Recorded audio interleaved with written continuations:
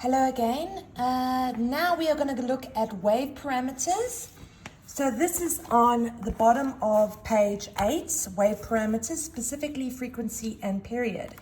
So let us start with frequency, two definitions, and then from there I will explain how these two quantities work. So guys, just go to the little box that says definition and please fill this in. Frequency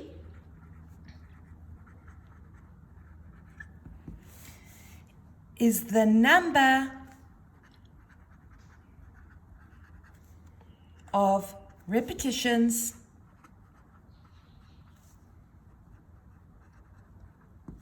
of a particular motion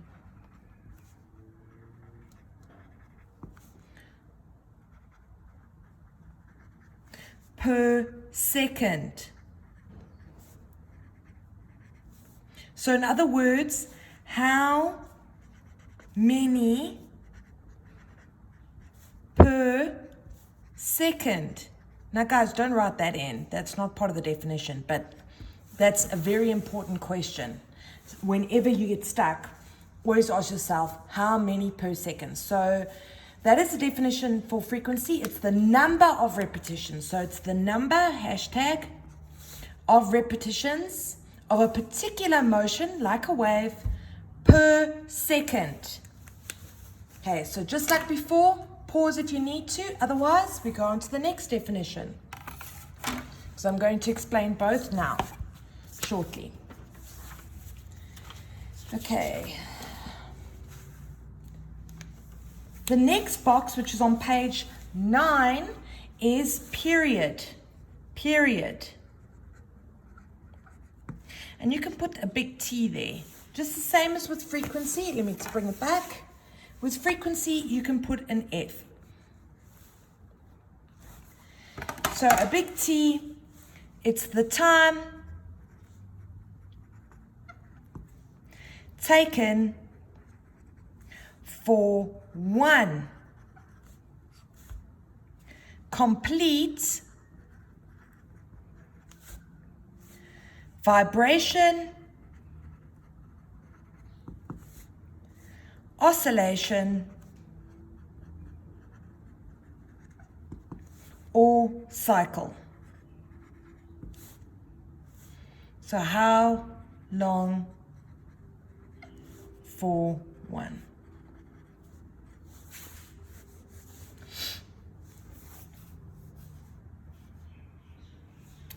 Okay, so make sure you've written that in. It's very important. So instead of, for example, with frequency, you're looking at how many waves per second. Whereas with period, you're looking at, for one wave, how long does it take? So the two are on complete opposite ends of the spectrum. They're inversely proportional, which brings us to the next section. So before I explain this in detail, just make sure you read that page 8 and page 9 on the top. And that just basically consolidates or summarizes exactly what I've just said. So I've gone old school and I've actually drawn everything out for you here. See? Make sure that we can show everything nicely for you guys. And if you look on page 9 where it says the relationship, I want you guys to look at that formula, because this is gonna explain the formula. If you understand the formula, you're golden. And as I said before, it's an inverse relationship. Therefore, if the frequency decreases, the period is going to increase. If the period increases, the frequency is going to decrease.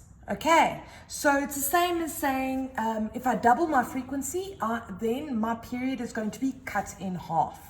It's very important, grade 10s, that you remember this relationship, because a lot of the times you guys get confused between these two, and then that's what leads to problems in the exams and the tests.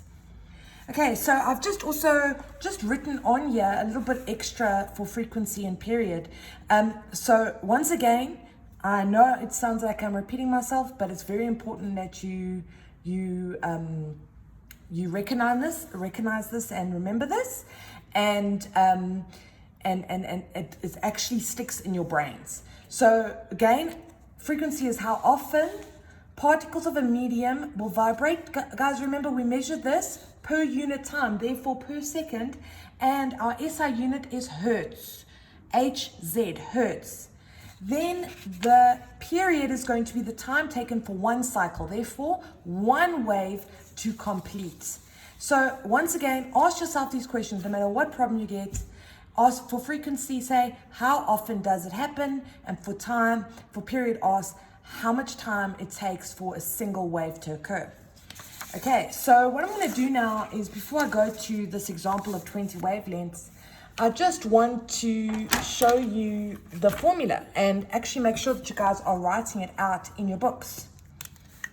So frequency is equal to 1 over T. Please make sure that you identify that frequency is the small f and the big T is period. Please write that in now. So the opposite of that, and you can draw this in as well, is that T period would be equal to 1 over F. Please write this in.